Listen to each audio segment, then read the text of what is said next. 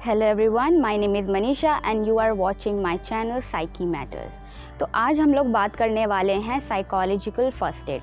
Psychological first aid बिल्कुल वैसा ही होता है जैसे कि हमारा मेडिकल फर्स्ट एड होता है, बट हाँ, इसमें मेडिकल फर्स्ट एड बॉक्स की तरह कोई बॉक्स नहीं होता। ये सिर्फ एक लिस्ट है जिसमें आपको कुछ चीज़ें लिखनी हैं जो आपको आपके साइकोलॉजिकल अप्स एंड डाउन से आपको बचाएगा।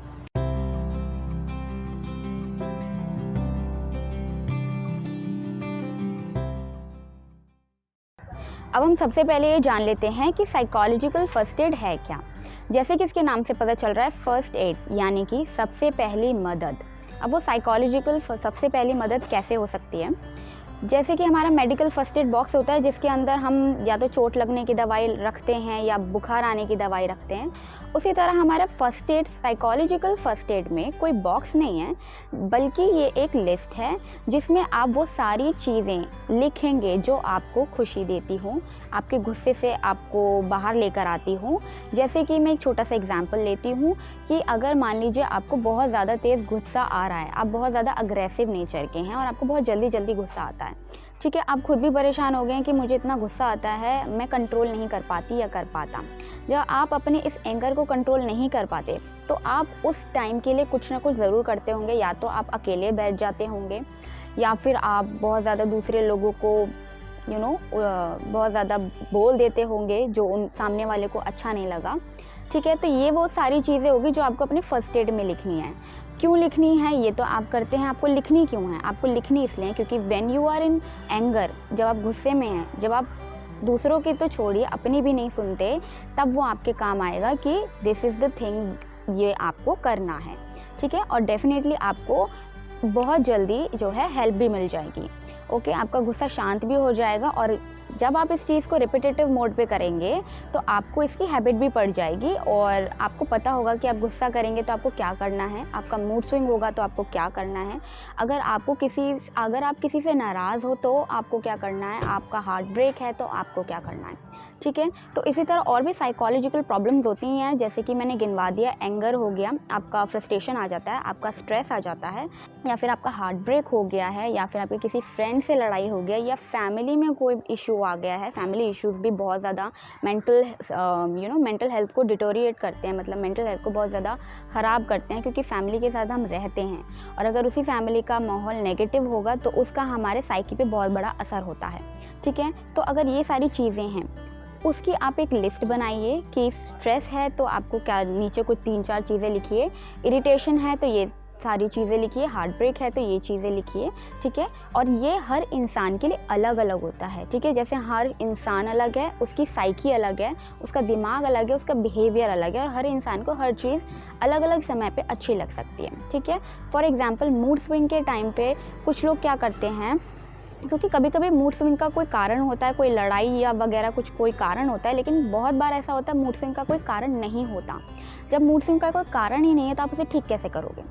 तब आपको ये पता होना चाहिए कि कुछ लोग क्या करते हैं, या तो अपने दोस्तों से बात कर लेते हैं, लेकिन ज़्यादातर ये देखा गया है कि जब भी लोगों को मूड स्विंग होता है या बहुत ज़्यादा गुस्सा, कोई भी ऐसा साइकोलॉजिकल चीज़ अगर उनके साथ में हो रही है और वो अनकंट्रोलेबल है, उस पर उनका कोई जोर नहीं चल पा रहा है, तो वो सीधा सोने जाते हैं। ये जो सोने का हैबिट है, ये मोस्ट ऑफ द लोगों में पाया जाता है जो लोग अपना साइकी कंट्रोल नहीं कर पाते। फॉर एग्जाम्पल, बहुत ज़्यादा गुस्सा आना या बहुत ज़्यादा फ्लक्चुएशन इन मूड स्विंग्स, ये सारी चीज़ें जो भी होती हैं।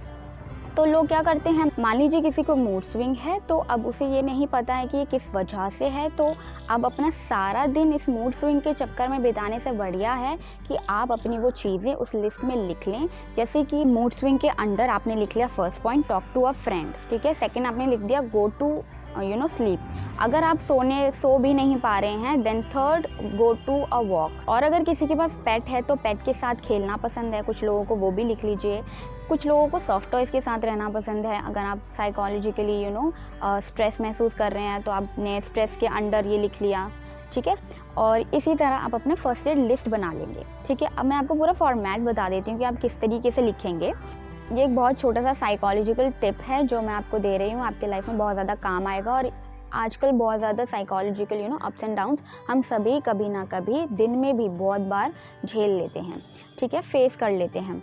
सो सबसे पहले आप एक पेपर लीजिए, उसमें लिखिए जो भी आपका सबसे ज़्यादा साइकोलॉजिकल मैटर रहता हो, जैसे कि फॉर एग्जांपल किसी को मूड स्विंग बहुत ज़्यादा होते हैं और उससे वो कंट्रोल नहीं होते, ठीक है। तो सबसे पहले तो आप लिस्ट में अपना मूड स्विंग ही लिखेंगे। कुछ लोग होते हैं जिन्हें बहुत ज़्यादा गुस्सा आता है, ठीक है। कुछ लोग होते हैं जो बहुत ज़्यादा ओवर थिंक करते हैं, तो ओवर थिंक के टाइम पर भी आप लोग क्या करेंगे, कॉन्शियसली सोचेंगे, कॉन्शियसली आपको पता ही चल जाएगा दैट आप ओवर थिंक कर रहे हो। At that moment of time आप क्या करेंगे, अपनी लिस्ट में जो भी लिखा है कि ये आप ये सारी चीज़ें कर सकते हैं अपनी ओवर थिंकिंग को रोकने के लिए, वो सारी चीज़ें आप उस मोमेंट में करेंगे, ठीक है। तो अपने हिसाब से जो भी आपको होता है पर्टिकुलरली आप उन चीज़ों का आप बना सकते हो। ओके, ये तो आपका पूरा बन गया साइकोलॉजिकल फर्स्ट एड। अब इसके अलावा और क्या चीज़ें आप कर सकते हैं। मेजरली लोगों के लिए जो पॉइंट होता है वो होता है ओवरथिंक। बहुत सारी प्रॉब्लम्स ओवरथिंकिंग के थ्रू आती हैं।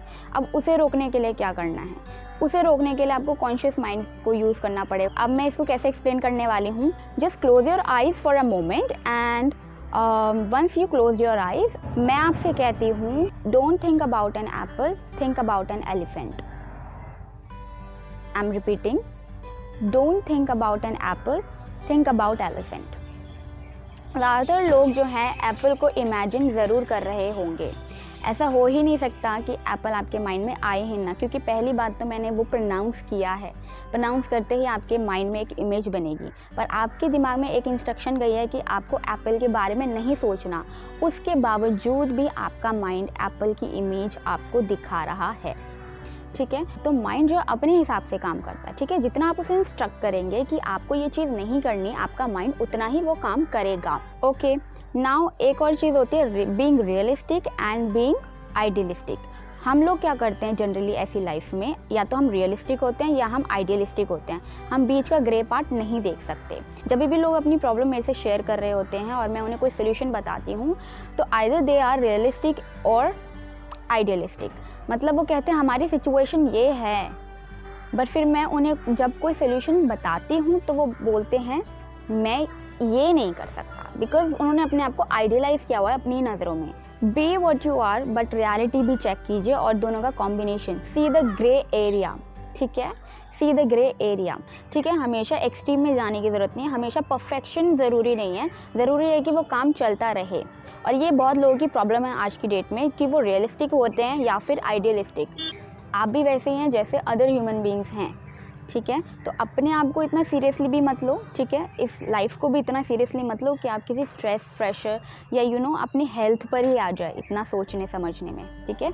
हर चीज़ आती है, हर चीज़ चले जाती है, बट कुछ चीज़ें आपके हाथ में हैं और उसी के लिए ये मैंने वीडियो बनाया था जिसका टॉपिक था साइकोलॉजिकल फर्स्ट एड। अगर आप ये फर्स्ट एड बना लेते हैं तो आपको लाइफ में बहुत ज़्यादा हेल्प मिलने वाली है। इनफैक्ट आपको किसी की हेल्प की भी ज़रूरत नहीं पड़ेगी।